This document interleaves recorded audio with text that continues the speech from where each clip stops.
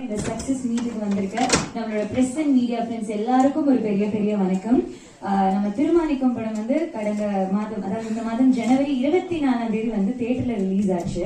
அதுக்கப்புறம் நம்மளோட Z5ல வந்து ஸ்ட்ரீம் ஆச்சு. இந்த படம் வந்து என்ன மாதிரி இருக்கிற பர்சன் படம் நல்லா இருக்கு போய் பாருங்க அப்படின்னு சொல்லி தியேட்டர்ல நம்மள மாதிரி இருக்கிற பர்சன் சொல்லி தியேட்டர்ல மிகப்பெரிய வரவேற்பு. அதை தாண்டி Z5ல ஒரு வாரத்துல, அதாவது 72 மணி நேரத்துக்குள்ள 20 மில்லியன் ஸ்ட்ரீமிங் ஆயிருக்கு. ஒரு பெரிய விஷயம் ஆக்சுவலி. இதை தாண்டி 2 வாரத்துக்குள்ள, இன்னும் 2 வாரம் கூட கம்ப்ளீட் ஆகல, அதுக்குள்ள 50 மில்லியன் ஸ்ட்ரீமிங் வந்து நம்ம Z5ல நடந்திருக்கு. நம்ம திருமாணிக்கம் படத்துக்கு அந்த அளவுக்கு மக்கள் கிட்ட இருந்து ஒரு அதீத வரவேற்பு கொடுத்திருக்காங்க. சோ இந்த திரைப்படத்தோட சக்சஸ் மீட் இன்னைக்கு இங்க நடக்குதுல எனக்கு ரொம்ப மிகப்பெரிய மகிழ்ச்சி. சோ இந்த சக்சஸ் மீட் நம்ம ஸ்டார்ட் பண்ண போறோம். முதலாவதாக இந்த அழகான திரைப்படத்தை நம்மளுக்கு கொடுத்த திரைப்பட இயக்குனர் நம்மளுடைய டைரக்டர் நந்தா பெரியசாமி அவர்களை அன்போடு மீறி கலைக்கிறோம். ஒரு பெரிய பெரிய கைத்தட்டுங்களோட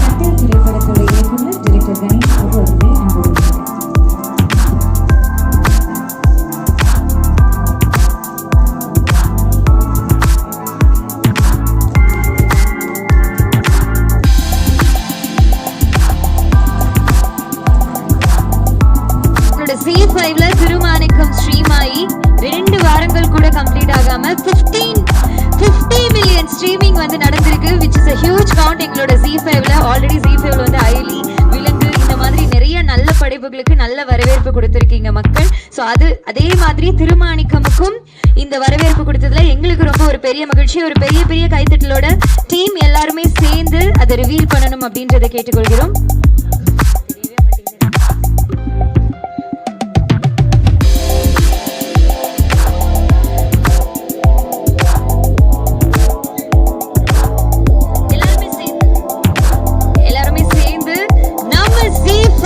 திருமாணிக்கம் 50 மில்லியன் ஸ்ட்ரீமிங், அதாவது 5 கோடி பேர் வந்து நம்மளோட ஸ்ட்ரீமிங்ல பார்த்திருக்காங்க. ஒரு பெரிய பெரிய ஹியூஜ் சக்சஸ் நம்ம Z5ல.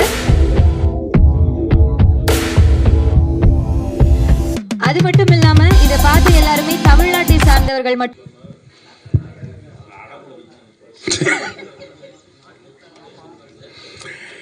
எல்லோருக்கும் வணக்கம். வெறும் மாணிக்கத்தை திருமாணிக்கமாக மாற்றினதில் மிகப்பெரிய பங்கு நம்ம கணியனுக்கு உண்டு. ஆமாம், ஏன்னா முதல்ல அவருக்கு தான் நன்றி சொல்லணும். நான் வந்து அவர் ரொம்ப பீக்கில் இருந்தப்போ கிட்டத்தட்ட அவர் வந்து ஹைதராபாத்தில் பவன் கல்யாண் சார் வச்சு டைரக்ட் பண்ணிக்க சூழலில் வந்து நான் கதையே அவர்கிட்ட சொல்ல முடியாத ஒரு 20 நிமிஷம் டைம் கொடுங்கன்னு கேட்டு அவர்கிட்ட போய் சொல்லி அந்த 20 நிமிஷம் 2 மணி நேரம் ஆகி, அந்த 2 மணி நேரம் 4 மணி நேரம் ஆகி ஒரு திரைப்படத்துக்கு அவர் வந்தார். ஸோ அந்த நெருக்கடியான சூழலில் இந்த கதையை நம்பி என்னை நம்பி வந்ததுக்கு இந்த சமயத்தில் இந்த வெற்றிக்கு அவர் தான் முதல் காரணமாக நான் சொல்லுவேன். அவருக்கு மிகப்பெரிய ஒரு கைத்தறல் கொடுக்கலாம். அப்புறம் எங்கள் ப்ரொடியூசர் வந்து GPR ரவிக்குமார் ஹைதராபாத்தில் இருக்கார். இதோட தெலுங்கு பதிப்புக்கான வேலைகள் நடந்துகிட்ருக்கு. அவர் பல கதைகள் கேட்டார். பல கதைகளில் வந்து மற்ற கதைகளாக எனக்கு வந்து வெறும் நம்பிக்கை கொடுத்துச்சு, ஆனால் இந்த கதை எனக்கு தைரியத்தை கொடுத்துச்சுன்னார். அதுதான் இன்றைக்கி படமாக வந்து நம்ம முன்னாடி நிற்கிது. அவருக்கு இந்த சமயத்தில் மிகப்பெரிய நன்றி தெரிவிச்சுக்கிறேன். நீங்கள் நிறைய வெற்றிகளை பார்த்துருப்பீங்க, வெற்றி பெற்றோர்களை பார்த்துருப்பீங்க. இது வந்து உள்ளேருந்து இதயத்திலிருந்து அவங்களுடைய மெமரியிலேருந்து வரக்கூடிய ஒரு வெற்றியாக நினைக்கிறேன். எல்லாருமே வந்து அவங்களுடைய கடந்த கால அப்பாக்களை, அவங்களுடைய இழந்த உறவுகளை, நண்பர்களை இந்த படத்தும்லாம் ஞாபகப்படுத்திக்கிறாங்க. கிட்டத்தட்ட ஒரு கடந்த ஒரு 5-6 நாளில் வந்து எனக்கு வெளிநாட்டுக்குள்ள நிறைய ஃபோன் வந்துட்டுருக்கு. இன்ஸ்டாவில் அவங்க நம்பர் கொடுங்க, ஃபேஸ்புக் ஃப்ரெண்டோட ஃப்ரெண்டு, தெரிஞ்சவங்க கனெக்ட் பண்ணி நிறைய ஃபோன் வந்துட்டுருக்கு. எல்லாருமே இந்த படத்தை வந்து நாங்கள் எங்கள் குழந்தையோட பார்ப்போம், எங்கள் சொந்தக்காரரை பார்ப்போம். ரிப்பீட்டட் ஆடியன்ஸ் வந்து நம்ம தேட்டரில் கேள்விப்பட்டிருக்கோம். முதல் முறை எனக்கு தெரிஞ்சு ஒரு ஓடிடியில் ரிப்பீட் ஆடியன்ஸை வாங்கி தந்த படம் இந்த படம் நினைக்கிறேன். அதுக்கு ஒரு கைத்தட்டல் கட்டலாம் எல்லாரும். அந்த மாதிரி இந்த நிறைய மேஜிக் நடந்திருக்குது. ஒரு இன்னமும் ஈரமும் இன்னமும் கருணையும் இன்னமும் வந்து நம்மகிட்ட இருக்குன்றதை அந்த படத்துடைய வெற்றியாக நான் நினைக்கிறேன். நிறைய விஷயங்கள் பேச வேண்டியிருக்குது. நீங்கள் எல்லாருமே இந்த படத்தை திரும்ப திரும்ப பாருங்கள், நீங்கள் கொண்டுட்டு போய் சேருங்க. அதுதான் நீங்கள் வந்து இந்த படத்துக்கு எனக்கு செய்கிற மிகப்பெரிய ஒரு உதவியாக இருக்கு நம்புகிறேன். இங்கே உட்காந்து ப்ராம்ப்டி கொடுத்துட்டே இருக்கார், பேசணுமா கணியனே. இதே மாதிரி தான் ஷூட்டிங் ஸ்பாட்டில் ரொம்ப ஜாலியாக கலகலப்பாக அவர் ஒரு பெரிய டைரக்டர் அப்படிலாம் மறந்து பாம்பு சட்டையை உரிக்கிற மாதிரி அங்கே வந்து அவர் அப்படி இருப்பார், வெறும் நடிகனாக இருப்பார். ஒரு ஃப்ரேம் கூட வந்து இப்படி பண்ணுங்க அப்படி பண்ணுங்க ஒரு டைரக்டர் என்கிட்ட நடந்ததே கிடையாது. ஒரு சகோதரனா ஒரு நண்பனா அவர் நடந்து கையை பிடிச்சி என்னதான் வந்து அவர் வந்து வந்து ஒரு ஒரு என்ன சொல்கிறது கையை பிடிச்சி நான் இன்ன வரைக்கும் கூட்டிட்டு வர்றாரு. அடுத்தடுத்தும் அவர் வந்து எனக்கு மிகப்பெரிய சப்போர்ட் இருப்பார் நான் நம்புகிறேன். எல்லாருக்கும் வந்தவங்க எல்லாருக்குமே நன்றி. நீங்கள் அத்தனை பேர் திரும்ப நீங்கள் இதை பார்த்துருப்பீங்கன்னு நினைக்கிறேன். பார்க்கலன்னா எனக்கு ஜிஃபைல போய் உட்காந்து பாருங்கள், குடும்பத்தோட பாருங்கன்னு கேட்டுக்கிறேன். நன்றி. நன்றி.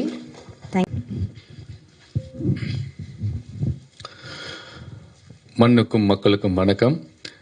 நான் மாணிக்கம் இல்லை திருமாணிக்கம் படத்தில் நான் நடிக்கலை, எந்த வேலையும் செய்யலை.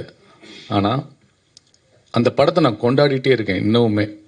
காரணம், இப்போது தங்கம், வைரம், பிளாட்டினம், முத்து, பவளம் ஏகப்பட்ட விலை உயர்ந்த பொருளுக்கு விலை இருக்குது. விலை ஏதோ ஒரு விலை இருக்கும். இந்த திருமாணிக்கத்துக்கு விலையே கிடையாது.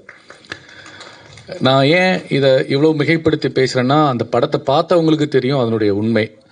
அதுக்கு முன்னாடி நான் இயக்குனரை பற்றி பேசி ஆகணும். எனக்கும் இயக்குனருக்கும் எப்படி ஒரு சந்திப்புனா, நான் ஜல்லிக்கட்டு ப்ரொட்டஸ்ட்டில் வந்து போராட்ட களத்தில் இருக்கும்போது எனக்கு ஃபோன் பண்ணி என்னை வந்து எப்போவுமே அக்கறையாக கேட்டு, நீ பாதுகாப்பாக இருக்கியா, எதுவும் உதவி வேணுமான்னு கேட்குறதுல ஒரு 2-3 பேர். ஒன்று விஜய் சேதுபதி, 2வது கார்த்திக் சுப்பராஜ், 3வது நந்தா பெரியசாமி. எனக்கு யாருன்னே தெரியாது, அப்போ பழக்கமே கிடையாது. என் நம்பரை வாங்கி என்னை வந்து நலம் விசாரித்த இந்த 3 பேரை நான் என்றைக்குமே மறக்க முடியாது. அதுக்கப்புறம் வந்து நந்தா பெரியசாமி நீங்கள் வந்து சொல்லிட்டே இருந்தேன், அதனாலே நீ நானும் சேர்ந்து ஒரு படம் பண்ணுண்டா, உன்னுடைய உண்மையான உணர்வு, அந்த தமிழ் பற்று, அந்த கன்சிஸ்டன்சி, தொடர்ந்து போராட்ட குணம் எல்லாமே அப்படின்னு சொல்லிட்டு ஆனந்தம் வீடுன்னு ஒரு படம் கொடுத்தாரு. அதுக்கப்புறம் தான் தெரியும் நந்தா பெரியசாமி அண்ணனுக்குள்ள வந்து ஒரு மிகப்பெரிய ஒரு கதையாசிரியர் இருக்காரு. அவர் ஒரு பெரிய எழுத்தாளர். உங்க எல்லாருக்கும் தெரியுமா தெரியலன்னு தெரியல. அவர் ஒரு பத்திரிகை துறையில் மிகப்பெரிய எழுத்தாளராக இருந்து, பத்திரிகை ஆசிரியராக இருந்து, அதுக்கப்புறம் கதையாசிரியராக, அப்புறம் உதவி இயக்குனர். பெரிய நீண்ட ஒரு பயணம் இருக்கு அவருக்கு. பல கஷ்டங்களை கடந்து, இன்னல்களை கடந்து, எல்லாமே கடந்து வரணும். அது ஏன் கஷ்டம்னு சொல்றேன்னா, அந்த கஷ்டம் அது ஒரு பொருளாதார ரீதியாக, குடும்ப ரீதியாக நம்ம வந்து குடும்பத்தை பார்க்கவும் முடியாமல் இருக்கக்கூடிய வேதனை இருக்கு இல்லையா, அதுதான் மிகப்பெரிய வேதனை. அதெல்லாம் தாண்டி கூட சினிமாவில் ஜெயிக்கணும்னு சொல்லிட்டு ஒரு ஜெயிச்ச பல இயக்குனர்களில் நந்தா பெரியசாமி அண்ணனையும் பார்க்குறேன். அவருடைய திறமை நிறைய பேருக்கு தெரியும், தெரியாதவர்களுக்கு இதன் மூலிமா நான் தெரிவிக்கணும்னு ஆசைப்பட்றேன். ரஷ்மி ராக்கெட்னு ஒரு படம், அது வந்து தாப்சி நடிச்சாங்க, ஹிந்தியில் மிகப்பெரிய பிளாக் பஸ்டர் ஹிட். சேம் இதே ஜி5ல 100 மில்லியனா, அது 100 ஏதோ கரெக்டாக தெரியல, அதுக்கு மேலேயே நிறைய வியூஸ் போயிருக்கு, நிறைய பிஸ்னஸ் ஆயிருக்கு. ஒரு தமிழன் ஒரு மும்பையில் போயிட்டு இவ்வளோ பெரிய ஆளுமையான கதையாசிரியராக இருக்கிறது நம் தமிழுக்கு பெருமை, தமிழ்நாட்டுக்கு பெருமை. அண்டு தொடர்ந்து நான் அவரோட வேலை செய்யணும்னு ஒவ்வொருட்டையும் கேட்டுகிட்டே இருக்கேன். நான் வந்து சொல்லுவேன், அடுத்த படத்தில் நான் இல்லைன்னா நீங்கள் கொலை கேஸில் உள்ளே போயிடுவீங்கன்னு சொல்லியிருக்கேன். அந்த மாதிரி மிரட்டி தான் அவர்கிட்ட நான் வாய்ப்பு கேட்டுட்ருக்கேன். ஏன்னா ஆனந்தம் விளையாடு வீடு பண்ணும்போது ஒரு பெரிய பட்டாளம், பெரிய கஷ்டம். ஒரு ஒரு விஷயத்தை நான் கண்டிப்பாக அண்ணனை பற்றி சொல்லணும். நாங்கள் வந்து ஒரு 15-20 ஆக்டர் இருக்கோம். சேரன் அண்ணன், சரவணன் அண்ணன், பருத்திவரன் சித்தப்பு, கௌதம் கார்த்திக், அந்த பொண்ணு ஹீரோயின், ஏகப்பட்ட பேர். எனக்கு டக்குன்னு பேர் வரல. பெரிய பெரிய ஆர்டிஸ்ட் எல்லாமே இருக்கும். திடீர்னு வந்து கிளைமேக்ஸ் எடுக்க வேண்டிய சூழலில் வந்து ஒரு முக்கியமான சீன் எடுக்க வேண்டிய நேரத்தில் வந்து சரவணனுக்கு வந்து சுகர் ஷூட்டப் ஆகி பயங்கரமாக சீரியஸ் எமர்ஜென்சி கண்டிஷன் போயிட்டார். எப்படி எடுக்கிறதுனே தெரியல. கொரோனா டைம் வேறு, ஒட்டுமொத்த டீமும் போயிட்டோம். அவர் இல்லாமல் எந்த சீனுமே எடுக்க முடியாது. ஒரு நாள் ரூமில் சும்மா உட்காந்துருக்காங்க, என்ன பண்ணுறதுன்னு தெரியல. எல்லாம் இப்போ ப்ரொடியூசர் என்ன சொல்கிறார், பேக்கப் பண்ணிட்டு போவோம்னு சொல்கிற மாதிரி சொல்லிட்டு இருக்காரு ரங்கநாதன் சார். இல்லை முடியாது, எல்லாரையும் ஒன்று சேர்க்க முடியாது, இவ்வளோ டேட்டு வாங்க முடியாதுன்னு சொல்லிட்டு அவர் எல்லாமே ஷூட் பண்ணலான்னு சொல்லி டூப் வச்சு ஷூட் பண்ணி, அதுக்கப்புறம் வந்து ப்ரொடியூசருக்கு செலவு இல்லாமல் எப்படி சீட் பண்ணி அதை திருப்பி எப்படி மேட்ச் பண்ணாருன்னே படத்தை பார்த்தபோது எனக்கே ஆச்சரியமாக இருக்குது. எனக்கு டவுட்டாக இருந்துச்சு, என்னங்க எப்படி எடுக்கிறீங்க, சரியாக வருமா கேட்டுகிட்டே இருப்பேன். எனக்கு டெக்னிக்கலாக தெரியாது. பட் அது படம் பார்க்கும்போது அப்படி தெரியவே இல்லை. அந்த அளவுக்கு ஒரு தயாரிப்பாளருக்கு ஃப்ரெண்ட்லியாகவும் இக்கட்டான சூழ்நிலையில் தன்னுடைய படத்தை எப்படி எடுக்கணுன்ற ஒரு மிகப்பெரிய ஆளுமையும் கொண்ட நந்தா பெரியசாமி அவர்கள் இன்னும் மிகப்பெரிய ஒரு இடத்துக்கு போகணும். அதுக்கு உங்களுடைய சப்போர்ட் வேணும்னு சொல்லி நான் கேட்டுக்கிறேன். அடுத்து எங்கள் அண்ணன் சமுத்திரக்கனியை பற்றி நான் கண்டிப்பாக சொல்லி ஆகணும். இப்போ சினிமா பற்றியே பேசும்போது சினிமா நடிகர்கள் பற்றி தான் பேச முடியும். நடிகர்கள், இயக்குநர்கள்.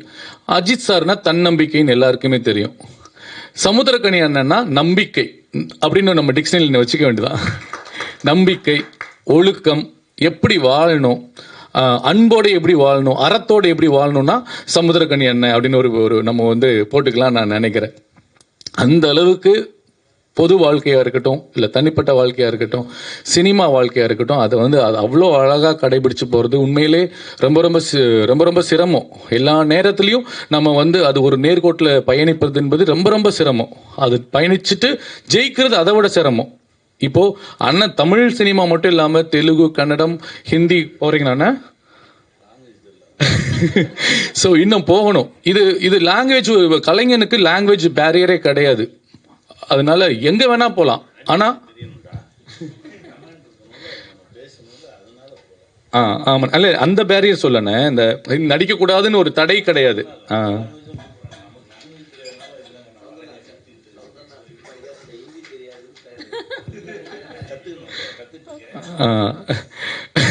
ஏன் இப்படி பாலா ஏங்க? அதான் இந்தியனா இருந்து ஹிந்தி கத்துக்கிறது தப்பு இல்லை, தேவைப்படுறவங்க கத்துக்கிட்டோம். இது கலை எல்லாத்துக்கும் அப்பாற்பட்டது. மொழி, இனம், ஜாதி எல்லாத்துக்கும் அப்பாற்பட்டது கலை. ஸோ இப்படிப்பட்ட ஒரு கலைஞன் உலகத்துக்கே போனோம். எப்படி விஜய் சேதுபதி போகணும், தனுசார் போகும்போது நான் சந்தோஷப்படுறோம்ல, அப்படி எங்கள் அண்ணன் சமுத்திரக்கனி போகும்போது நாங்கள் நம்மளெல்லாம் சந்தோஷப்படுவோம். ஸோ அப்படிப்பட்ட ஒரு நம்பிக்கை என்றால் எங்கள் அண்ணன் சமுத்திரக்கனி தான். அந்த படத்தில் நடிக்கும்போது உண்மையிலே நான் 3 வாட்டி பார்த்தேங்க அந்த படத்தை. 3 வாட்டி பார்த்துட்டு 3ஆவது தடவை இவருக்கு தேட்டரில் கூப்பிட்டு வச்சு மாலையை போட்டேன். 2 பேருமே கூப்பிட்டு, அண்ணன் அவைலபிள் இல்லை, அவருக்கு ஃபோன் பண்ணி பார்த்தேன், பிஸியாக இருந்தார். டைரக்டரை கூப்பிட்டு தேட்டர்லேயே வச்சு முடிச்ச உடனே அந்த இடத்துல மாலையை போட்டு ஒரு வேலை நான் பண்ணேன். ஏன்னா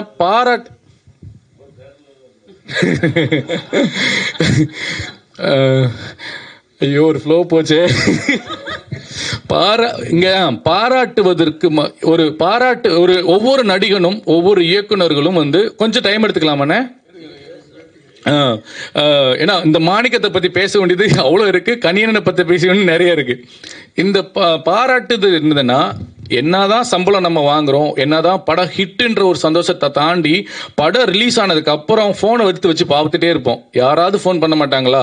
ஏய் நல்லா இருக்கு, சூப்பரா இருக்கு, செம்மையா நடிச்சிருக்க, படம் ஹிட், செம்ம, அந்த வார்த்தையை கேட்கறதுக்கு, அந்த கைத்தட்டு விசில கேட்கறதுக்கு எல்லா கலைஞர்களும் காத்து கொண்டிருப்போம்.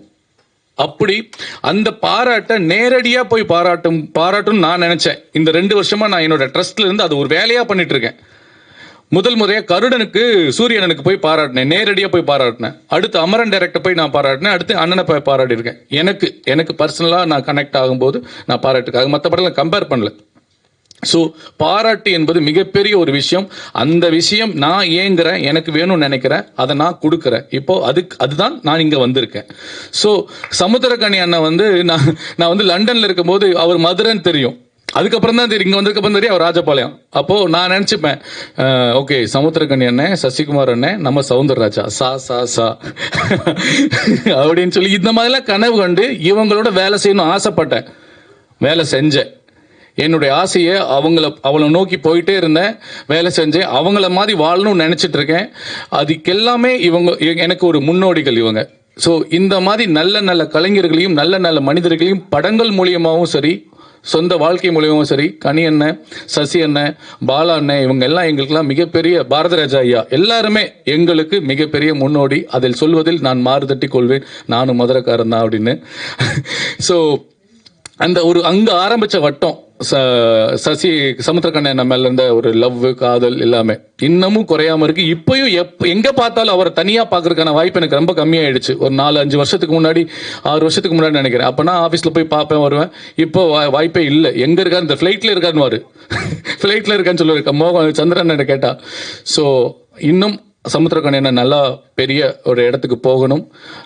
நம் தமிழ் படம் எல்லா இடத்துலையும் போய் சேரணும்னு அவருக்கும் என்னுடைய வாழ்த்துக்கள். இந்த படத்தில் ஒர்க் பண்ண எல்லாருக்குமே என்னுடைய வாழ்த்துக்கள். அண்ட் நாசர் சார், இந்த படத்தில் எல்லாருமே நல்லா சூப்பராக வேலை பார்த்தாங்க. நாசர் சாரை பற்றி சொல்லியே ஆகணும்.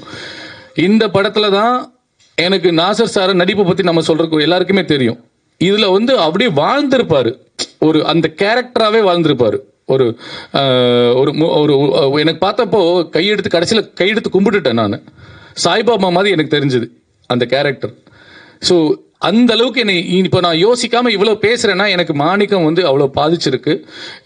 இந்த பாதிப்பு எதுக்காகனா நேர்மைக்காக. எல்லா மனிதர்களும் அன்போடு வாழணும், அறத்தோடு வாழணும், நேர்மையோடு வாழணும், ஒழுக்கத்தோடு வாழணும். முடிஞ்ச அளவுக்கு இதை வாழ்ந்து தான் ஆகணும் அப்படின்றத நானும் வலியுறுத்துறேன். இந்த படமும் அதுதான் வலியுறுத்துகிறது. பார்க்காதவர்கள் தயவு செஞ்சு மறுபடியும் பாருங்க. இது வியாபாரத்துக்காக அல்ல, நம் வாழ்க்கைக்காக, நம்மளுடைய முன்னேற்றத்திற்காக. அண்ட் இது அகைன் வியாபாரம் வந்தால்தான் நந்தா பெரியசாமி என்ன மாதிரி இன்னும் பெரிய பெரிய பெரிய பட்ஜெட் படங்கள் பண்ணுவாங்க. நிறைய கதைகள், நிறைய நல்ல விஷயங்கள் மக்களுக்கு கிடைக்கும். வாய்ப்புக்கு மிக மிக நன்றி கூறி விடைபெறுகிறேன். நன்றி, வணக்கம்.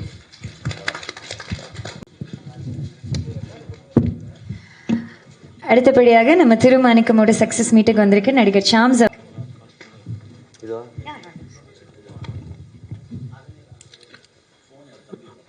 படம் ரிலீஸ்க்கு முன்னாடியே நிறையா பேசிட்டேன் இந்த படத்தை பற்றி. அதில் முக்கியமாக சொன்னது, நான் சொன்ன கருத்தை எல்லா பேட்டிலையும் டைரக்டர் நந்தா பெரியசாமி அவர்கள் சொன்னாங்க. இதுக்கப்புறம் இந்த படத்துக்கு அப்புறம் தன்னோட பேருக்கு முன்னாடி திரு அப்படின்னு போடணும்னா நேர்மையாக இருக்கிற ஒரு மனிதன் தான் திருன்னு போட்டுக்க முடியும் அப்படின்னு நான் சொல்லியிருந்தேன். இதுமாரி நல்ல கருத்துக்கள் வந்து நிறையா பரவி இருக்குது. ரொம்ப மகிழ்ச்சியாக நிறைவாக இருக்குது. அண்ணன் கணி அவர்களுக்கும் இந்த படத்துடைய குழுவுக்கும் என்னுடைய வாழ்த்துக்கள். என்னுடைய நண்பர் சாம்ஸ் அவர்களுக்கும் என்னுடைய வாழ்த்துக்கள். நன்றி, வணக்கம். Thank you sir, thank you so much. So நம்ம திருமாணிக்கம் படத்தோட ப்ரெஸ் மீட் நடந்தப்போ வந்த எல்லாருமே வந்து சிவானியோட நடிப்பை பற்றி பயங்கரமாக சொல்லியிருந்தாங்க. ரொம்ப சூப்பராக நடிச்சிருந்தாங்க அப்படின்னு சொல்லியிருந்தாங்க. பட் நம்ம திரைப்படம் பார்க்கும்போது தான் தெரியுது, இந்த சிறிய வயதில் அந்த கதாபாத்திரத்தை ஏற்றி எவ்வளோ அழகாக அதை ப்ரெசென்ட் பண்ணி ஒரு அப்பா மகளோட பாண்டிங்கை வந்து நம்மக்கிட்ட கொண்டு சேர்த்துருக்காங்க அப்படின்னு சொல்லிட்டு இவங்களுக்காக ஒரு பெரிய பெரிய கைத்தட்டல் கொடுக்கலாம். அவங்களுடைய அந்த அழகான நடிப்புக்காக ஒரு பெரிய பெரிய கைத்தட்டலோட லெட்ஸ் வெல்கம் சிவானி.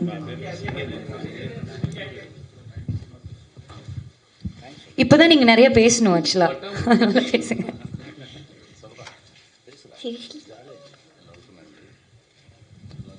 சார் இன்னுமே அந்த பாண்டிங் இருக்குது போல சார், அப்பா மகளோட பாண்டிங். நம்ம மூவி திருமாணிக்கம் வந்து ஜி5ல இப்போ ஸ்ட்ரீமிங் ஆன ஜி5க்கு ரொம்பவே தேங்க்ஸ் சொல்லிக்கிறேன்.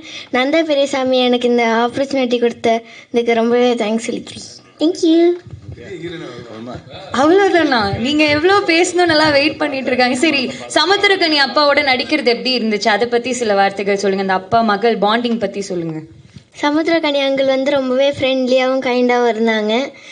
அங்கிள் எல்லாமே எங்கள் கூட ஷேர் பண்ணுவாங்க, நாங்களே எல்லாமே ஷேர் பண்ணி ரொம்பவே ஜாலியாக இருந்துச்சு ஷூட்டிங் டேஸ் எல்லாம். தேங்க்யூ. அவ்வளோதானா? ஓகே. இந்த பொண்ணு நல்லா டான்ஸ் ஆடுவா. எதுவுமே ரிஹர்சல் இல்லாமல் சிங்கிள் டேக் ஆர்டிஸ்ட்.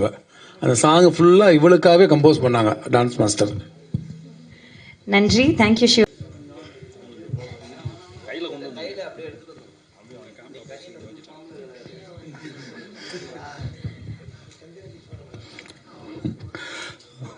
வந்திருக்கும் மீடியாக்கள் அனைவருக்கும் வணக்கம். இந்த திருமாணிக்கம் படம் வந்து ஒரு நெகிழ்ச்சியான, ஒரு நேர்மையை சொல்லும் ஒரு அற்புதமான ஒரு படம். இந்த படத்தை நிறைய பேர் பார்த்துட்டு தான் ஒரு மாதிரி கண்ணீர் வடிச்சிருப்பாங்க. இந்த படத்தை நான் கேட்டுகிட்டே கண்ணீர் வடித்தேன். அந்த அளவுக்கு உருக என்கிட்ட கதையை சொன்னார் நந்தா பெரியசாமி சார். அழலைன்னா விடமாட்டார் போல இருக்கு. அந்த அளவுக்கு சீனை ஏற்றுறாரு ஃபோன்லேயே. நடிக்கிறேன் சார், நடிச்சிடுறேன் சார் இந்த படத்தில்ங்கிற அளவுக்கு. ஒரு நல்ல படத்தில் நடித்தேன் அப்படிங்கிற ஒரு திருப்தி, ஒரு சந்தோஷம். பார்க்குறவங்களாம் பாராட்டுறாங்க, இந்த நல்ல படம் அப்படின்னு சொல்லி. அப்படி ஒரு படம் நல்லா இருக்குங்கிறப்ப மீடியாக்களும் அதுக்கு நல்ல அழகாக சப்போர்ட் பண்ணி இதை நல்ல மக்கள்கிட்ட கொண்டு போய் சேர்க்கறதுக்கு பெரிய லெவலில் ஹெல்ப் பண்ணிங்க. ரொம்ப சந்தோஷம். ஜி5ல வந்திருக்கிறது இன்னும் சூப்பராக இருக்குது. அது நாங்கள் பண்ணியிருக்கிற அந்த டீம் பண்ணியிருக்கிற அந்த ட்ரைலர் கட்டை விட ஜி5 பண்ணியிருக்கிற ட்ரைலர் கட்டு செமத்தியாக இருந்தது. ஸோ அதை பார்க்க வைக்கணுங்கிற அளவுக்கு அவங்களோட மெனக்கடல், இதை கொண்டு போய் சேர்க்கறதுக்கு த்ரூ ஓடிடி மூலியமாகவும் ஒரு விஷயத்தை பண்ண வேண்டியிருக்கு. ஓடிடி தளத்தில் இருக்குது, யார் வேணால் பார்த்துங்க அப்படின்னு இல்லாமல் அதை பார்க்க வைக்கிறதுக்கு அவங்க மெனக்கட்டுறது ரொம்ப நல்லா இருக்குது. இந்த படம் சீரியஸாகவே சமுத்திரக்கனி சார் ரொம்ப யதார்த்தமான ஆள். பர்சனல் லைஃப்லேயும் ஒரு நல்ல மனிதராக வாழ்ந்துட்டுருக்கிற ஒரு ஆள். அவருக்கு பொருத்தமான ஒரு ரோலாக இருந்திருக்கு. அவர் பயங்கர சப்போர்ட் பண்ணி ஃபுல் டீமுக்கும் டைரக்டர் டீமுக்கெலாம் நல்ல சப்போர்ட் பண்ணி சின்ன சின்ன இடைஞ்சல்கள் இருந்தாலும் அதெல்லாம் தாங்கி பொறுத்து இந்த படத்தை கொண்டு போய் சேர்க்கறதுக்கு அவரும் ஒரு பெரிய பங்கு. உண்மையுமே hats off to Samuthirakani sir. அடுத்தது நந்தா பெரியசாமி சார் ஒரு தன் குழந்தை மாதிரி எடுத்துக்கிட்டு எனக்கு தெரிஞ்சு இந்த அளவு ப்ரமோஷன்ஸ், இந்த அளவு மெனக்கெடல், எல்லாருக்கும் ஃபோனை போட்டு இங்கே ஒரு இது இருக்குது, அங்கே ஒரு ப்ரெஸ் மீட் இருக்குது, இங்கே ஒரு ஷோ இருக்குது, அது வாங்க வாங்க வாங்கன்னு கூப்பிட்டு ஒரு இயக்குனர் அந்த அளவுக்கு ஒரு படத்தை தூக்கி தன் குழந்தை மாதிரி சுமக்கிற ஒரு விஷயத்தை பார்த்தேன். நந்தா பெரியசாமி சார் ஒரு நல்ல அழகான ஒரு ட்ராக்கை பிடிச்சிட்டாரு. ஜம்முன்னு ஒரு கதை சொல்லும் திறன், நல்ல மேக்கிங், எல்லாமே ஒரு சூட்சமத்தை கையில் பிடிச்சிட்டாரு. இதுக்கப்புறம் அவருக்கு அடுத்தடுத்த விஷயங்கள், பெரிய பெரிய படங்கள், பெரிய பெரிய இதெல்லாம் இருக்குது. நல்ல பெரிய ஓஹோன்னு பேர் சொல்லும் ஒரு டைரக்டராக இன்னும் வரத்துக்கு என்னுடைய மனமார்ந்த வாழ்த்துக்கள். இந்த படம் பார்த்துட்டு நானும் என் ஃபேமிலி வரும்போது, அப்பா இந்த மாதிரி உனக்கு ஏதாவது லாட்ரி டிக்கெட் கொடுத்தா நீ கொண்டு போய் கொடுப்பியாப்பா அப்படின்னுது. அது வந்து ஏன்னா அவ்வளோ டஃப்பான ஒரு விஷயம். பட்டுன்னு இப்படி ஒரு இருந்தால் நான் இந்த மாதிரி ஒரு குடும்பம்லாம் மிரட்டிச்சுன்னு வச்சுங்களேன், அந்த பணம் டிக்கெட் நமக்கு தான் ஓகே, இல்லைன்னா எங்கள் வீட்டில் வந்து பணத்தை தான் பார்ப்பேன்னு பயந்துருவேன் நான்லாம். ஐயோ எதுக்கு 3 பேரை கொண்டு ஒருத்தரை வாழ வச்சு ரொம்ப தர்ம சங்கடம் அப்படின்னு சொல்லி அப்புறம் பார்த்தேன், இந்த மாதிரி டிக்கெட் விற்றா கையில் காசு வாயில் தோசை, நான் அந்த காசுக்கு இல்லாமல் தரமாட்டேன். ஒருவேளை விழுந்துருச்சுன்னா இந்த மாதிரி சமுத்திரக்கணி சார் மாதிரி பிச்சுட்டு அலைய முடியாது, கொடுத்துரும் அப்படின்னு. ஸோ இந்த அளவு வீட்டுக்குள்ளே ஒரு சின்ன டிஸ்கஷன் வர மாதிரி அளவுக்கு ஆயிடுச்சு. நம்ம இந்த இடத்துல இருந்தால் என்ன அப்படிங்கிற மாதிரியான ஒரு விஷயம் பண்ணுற அளவுக்கு ஒரு சின்ன விழிப்புணர்ச்சி இந்த படம் ஏற்படுத்தி அப்படின்னு சொல்லுவேன். பலருடைய வாழ்க்கையில், பார்த்தவங்க வாழ்க்கையில் இது கண்டிப்பாக ஒரு மாற்றத்தை ஏற்படுத்தினா, அதை 100% சமுத்திரக்கணி சார் இந்த படத்தில் பண்ண மாதிரி பண்ண முடியுமான்னு தெரியல. 50% பண்ணாலே ஒரு நல்ல மாற்றம் வரும்னு நான் நம்புகிறேன். கண்டிப்பாக இப்படி ஒரு நல்ல படத்தை எடுத்திருக்கிறதுக்காக யோசிச்சதுக்காகவே நம்ம நந்தா பெரியசாமி சாருக்கு என்னுடைய பாராட்டுகள். அவரோட இணைஞ்சு தொடர்ந்து பயணம் பண்ணணும்னு ஆசைப்பட்றேன். ஸோ இந்த நல்ல படத்தில் நடித்ததில் எனக்கு ரொம்ப ரொம்ப சந்தோஷம். குறிப்பாக நான் என் ஃப்ரெண்டு என்னை பற்றி சொன்னான்ல, இந்த படத்துக்கு ஆக்சுவலாக இந்த படத்தில் நடிக்கலை, எதுவுமே பண்ணலை. நம்ம சவுந்தரராஜா ஆகட்டும், என்னுடைய நண்பர் கணேஷ் பாபு ஆகட்டும், அவங்க இந்த படத்தை எப்போ கூப்பிட்டாலும் அதோடைய ப்ரமோஷன்ஸ்க்கு ஒரு நல்ல படத்துக்கு சப்போர்ட் பண்ணணும்னு சொல்லி வந்திருக்கிற அவங்களுக்கு என்னுடைய பாராட்டுகள். Thank you very much. Thank you sir தான் சொல்ல முடியும். அது மட்டும் இல்லாமல் ஒரு டைலாக் சொல்லுவீங்க சார், கடவுள் கொடுக்கறத யாருனாலையும் தடுக்க முடியாது அப்படின்னு ஒரு விஷயம் சொல்லியிருப்பாரு. அந்த சீனில் தான் வந்து ரொம்பவுமே அஃபெக்ட் ஆகிடுச்சு எனக்குலாம். ஸோ இந்த மாதிரி ஒரு வெற்றி படத்தை கொடுத்த நம்மளோட சமுத்திரக்கனி அண்ணா அவர்களுக்கு ஒரு பெரிய பெரிய கைத்தட்டலோட அவரை மேடை கழிக்கலாம்.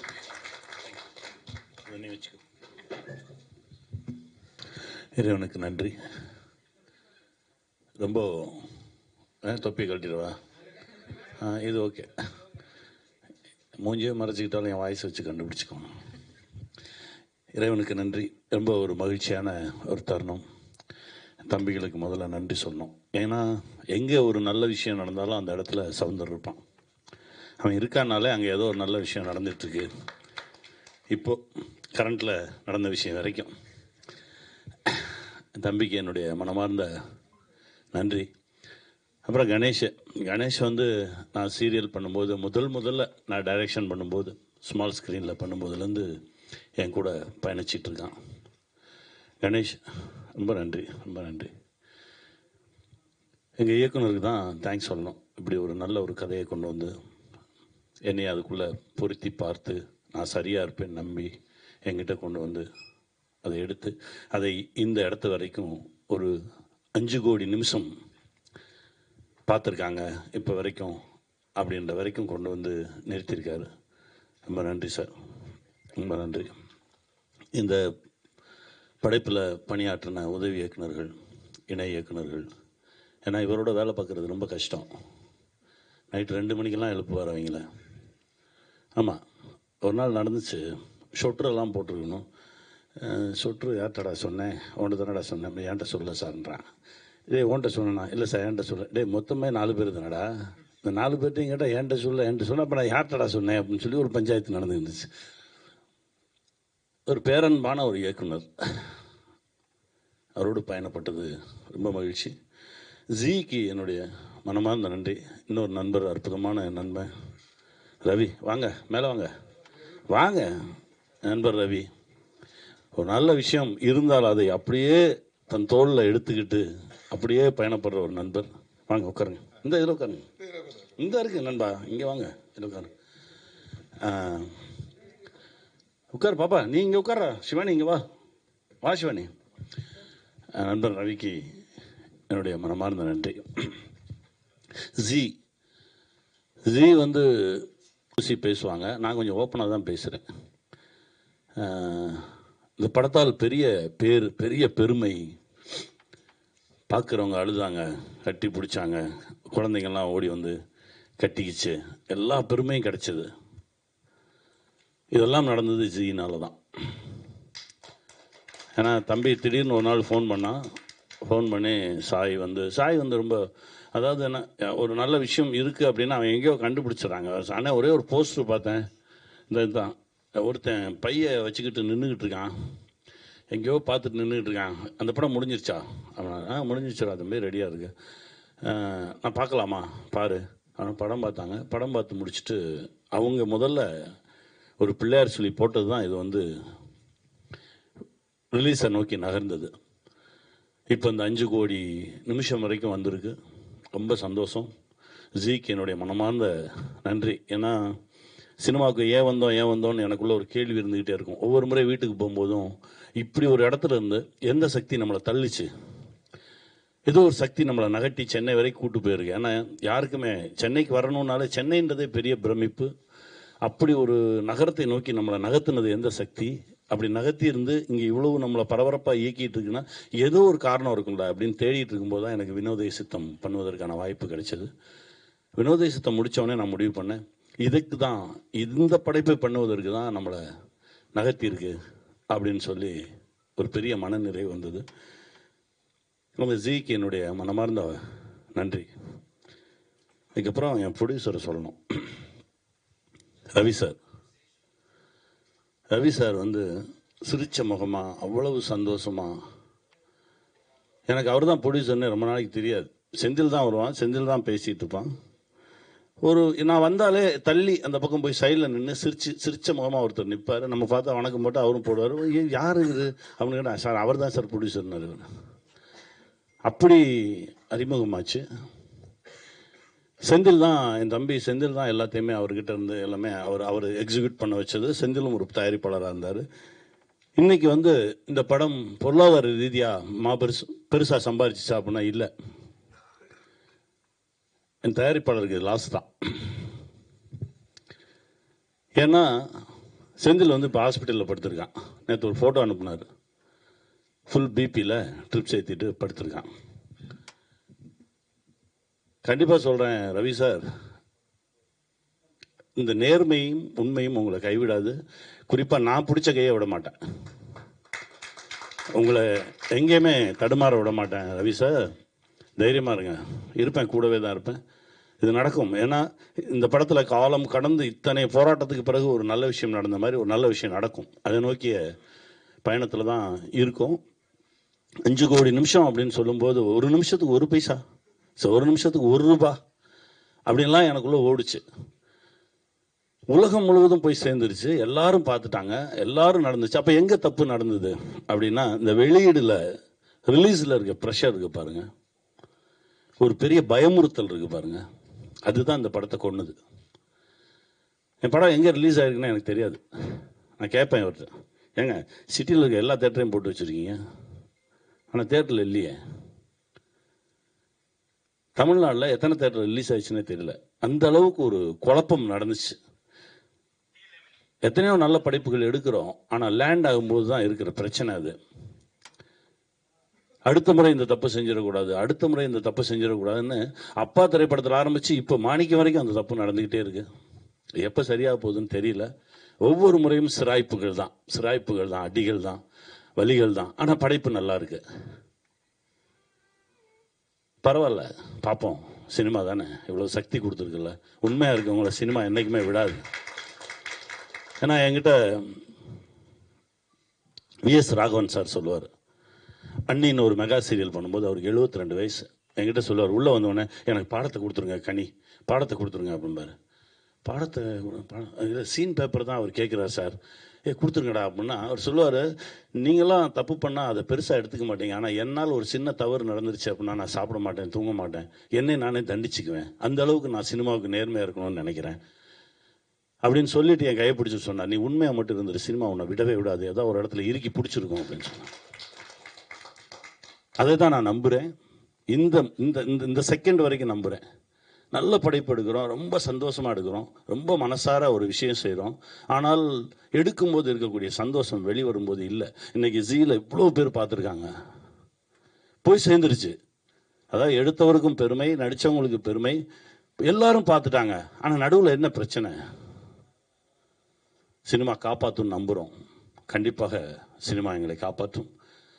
ரவி சார் தைரியமாக இருங்க, வரேன், இன்னொரு 1 வாரத்தில் வரேன் உங்களை சந்திக்க, ஹைதராபாத்தை சந்திப்போம். இது ஒன்று செய்யும், ஒரு மேஜிக் செய்யும் தெலுங்கில். அதையும் தாண்டி நான் உங்கள் கூடவே நிற்கிறேன். வாழ்க, வெல்வோம், வெல்வோம். எனக்கு ரொம்ப பெருமையாகவும் சந்தோஷமாகவும் இருக்குது. திருமாணிக்கம் படத்தில் ஒரு கேரக்டரில் ப்ளே பண்ணியிருக்கிறதுக்கு சமுத்திரக்கனி அங்கிளோட யங்கர் வெர்ஷன் பண்ணியிருக்கேன். ரொம்ப சந்தோஷமாக இருக்குது. சில படங்கள் நமக்கு பணத்தை கொடுக்கும், சில படங்கள் நமக்கு கற்றுக் கொடுக்கும், சில படங்கள் நமக்கு வெற்றி கொடுக்கும், சில படங்கள் ஒரு ஃபேமிலியாக இருக்கும். எல்லாமே ஒன்றா ஒரே படத்தில் இருக்குன்னா திருமாணிக்கம். Thank you so much.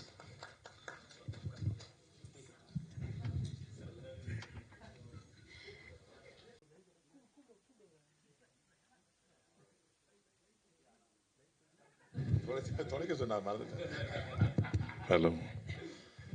இந்த மாலை வேளையில் திருமாணிக்கம் படத்தின் வெற்றி சந்திப்பிற்கு வந்திருக்கின்ற அனைத்து சகோதர சகோதரிகளே, இணையதள வலைத்தள மற்றும் மதிப்புமிக்க பதிப்புமிக பத்திரிகை நண்பர்களே, உங்கள் அனைவருக்கும் மாலை வணக்கம். 2 விஷயம் சம்பந்தம் இல்லை, 2 விஷயம் சம்பந்தம் இருக்கு. என்னன்னா, இந்த படத்துக்கும் எனக்கும் சம்பந்தம் இல்லை, ஏன்னா இந்த படத்தில் நான் நடிக்கலை. இந்த ஜீக்கும் எனக்கும் சம்பந்தம் இல்லை, ஏன்னா ஜீயோடைய எந்த ஒரு வெப்சீரியல்லையோ சினிமாவிலும் நடிக்கலை. ஆனால் ஜீக்கும் எனக்கு சம்பந்தம் இருக்கு. ஜீ கொண்டாடிய அத்தனை குடும்ப விருதுகளையும் நான் பரிசு வழங்கியிருக்கேன். ஜியை சார்ந்த திரு சாய் பரத் என்னுடைய 15 வருஷ நண்பர். இன்னொரு சம்பந்தம், என்னுடைய 2 நண்பர்கள்,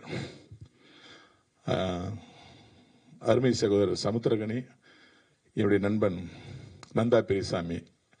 இந்த 2 நண்பர்களும் என் வாழ்க்கையில் பல வருடம் என்னோட பயணித்தவங்க.